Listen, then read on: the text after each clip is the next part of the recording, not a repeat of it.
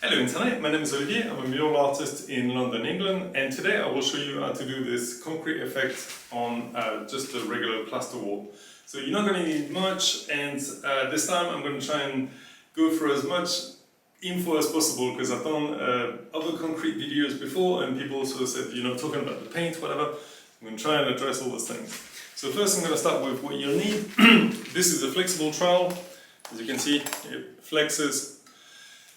You could get away with using just a rag, a cloth, or whatever, that's fine, but this is a lot of fun to use. It's a bit expensive, this one cost me about £40 here in the UK, so if you want, just get a cloth, whatever.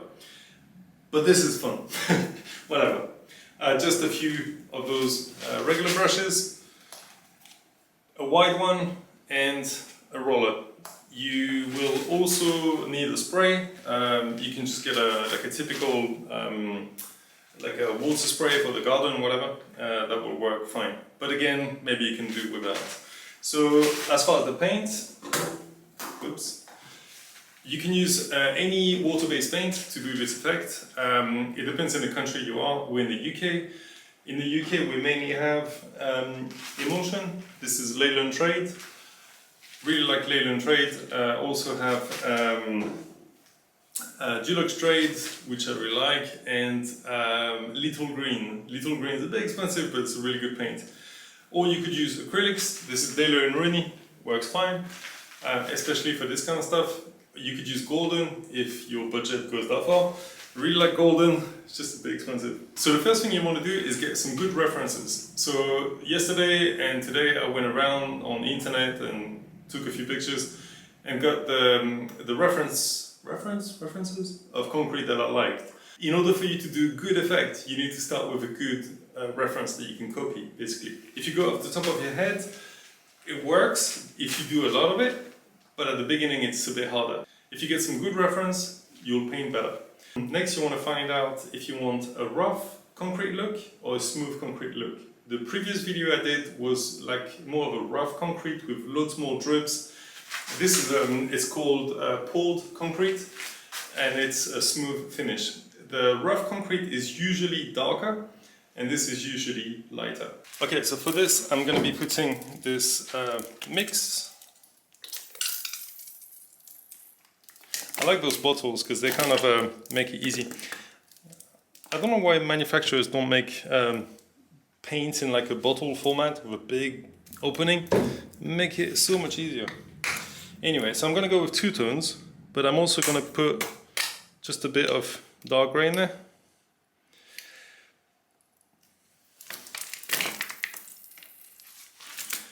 But I don't want to mix it.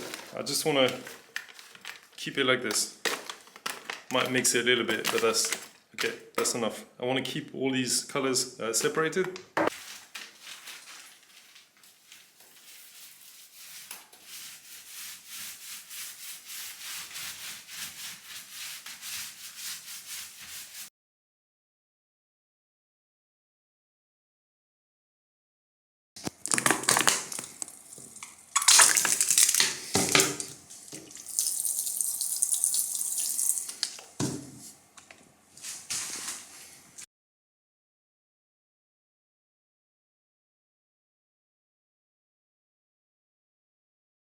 Okay, so now that this is dry, what I'm going to do is add the lines and the holes that make it really concrete, that just scream out concrete.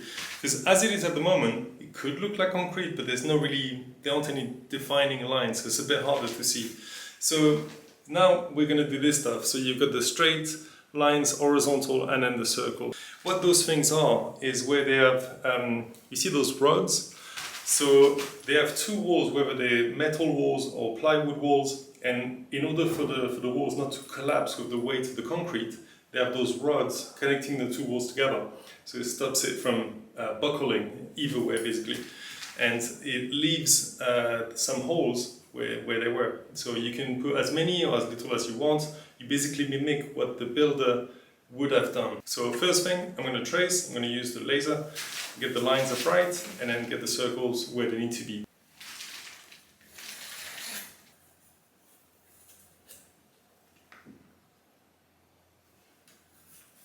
Okay, so now for this step I'm using a marker pen.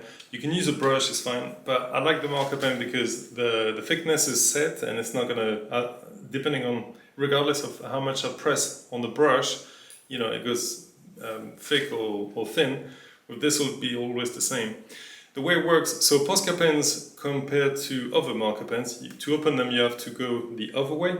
And they got a bit of glue, so you might need a pair of pliers at first. Once you open them once, it's fine, and then you can make your own mix.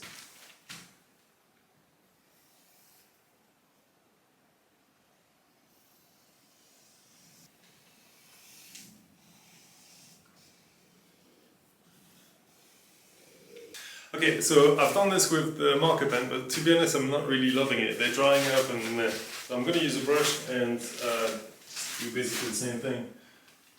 With a brush it works better and it's not even, which is perfect, that's what I want. But to be honest, I don't have enough masking tape, but if I did, I would use masking tape. I think masking tape would be the best. And if I was to put the masking tape, I'd put it badly as well, so then it can bleed and just go all over the place. You just don't want it to be too clean. Now to simplify things, I'm gonna get this spray bottle and put some one for all acrylic.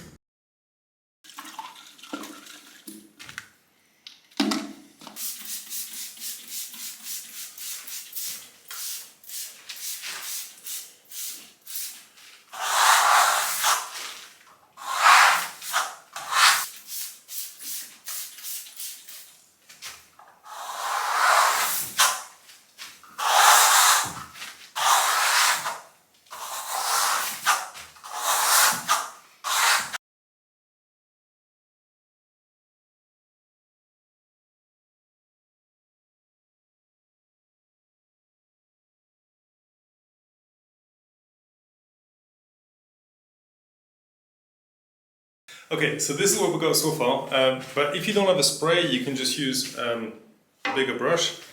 I'm just going to show you there.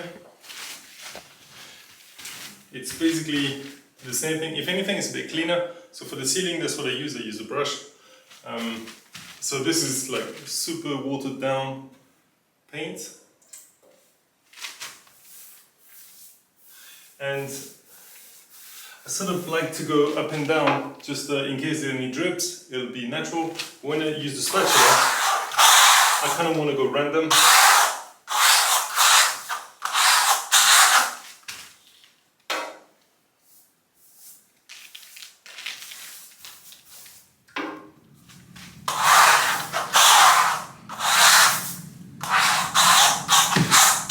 So now the final step is to add the shadows. So I'm going to add the shadows to the the top of the line and the left of the line. Obviously you want to pick one and stick to it. As far as the circles, I'm going to go to the top, at the top of the circle, making it look like the light is coming from the top. It's the most plausible. You rarely have a light that's coming from underneath, but if you're going to do this where you're going to have a light underneath, obviously you'd want the highlight to be at the top and the shadow to be underneath. So obviously make sure you know where your light's coming from and do it accordingly. I've done it on this side, as you can see. Maybe it's a bit too far for the camera. I'm just going to put this on time lapse and then do the whole thing, and you'll see how it drastically changes everything. Another thing as well I've got to do is little holes. So little black dots mimicking bubbles of air in the concrete when it was poured. You don't want to do too many because that shows the concrete was poured badly. So you want it to be a good job. I've tried in the past with a spray. The only problem is when you use spray, it tends to run, and a hole obviously doesn't really run. So it doesn't quite work. So you have to do it pretty much by hand. That's what it is. So I'll do some in here. So you see just with the corner. So some holes can be a bit longer like this, because some bubbles, I've worked in construction for quite a few years, so obviously I've seen concrete a lot and it does look like this. So not all the bubbles are going to be, you know, perfectly round or whatever. So it's cool, it just allows you to work a bit quicker. Just obviously don't put too many. And so for this I'm using like a really watered down, as you can see, grey.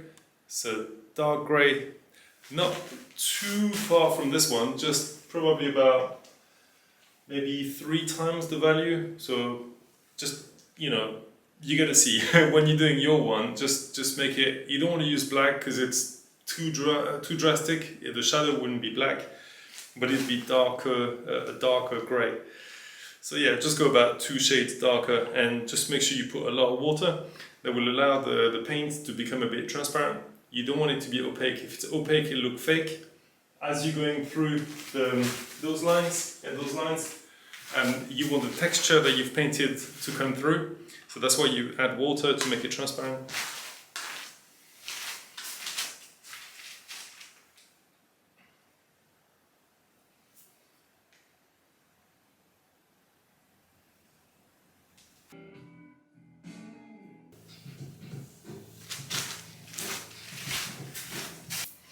So as you can see, the shadows, I'm putting a shadow on this side, but I still need to define the edge on the other side. So I've got 2 choices for this. I could either fill in the entire area like this, or I can put a highlight on this side. So I think what I'm going to do is cover the inside fully on this one. Like I said, each custom job is different. You can do it whichever way you want. So on this one I'm going to do that like that. So this way that will work fine. And then, as I said, I'm going to leave the right hand side as it is and do one more coat when this dries with the same color. So that'll make it darker, but not quite black. And the same for above right there.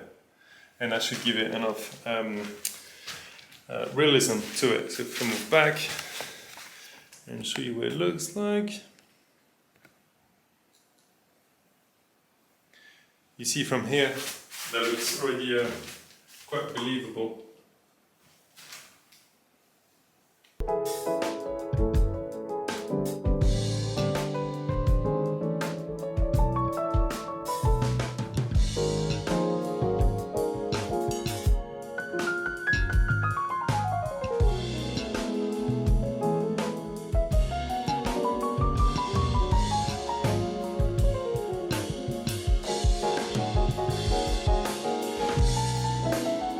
Okay, that's the end of the video. I hope this was clear. If you got any questions or suggestions, put them in the comments below.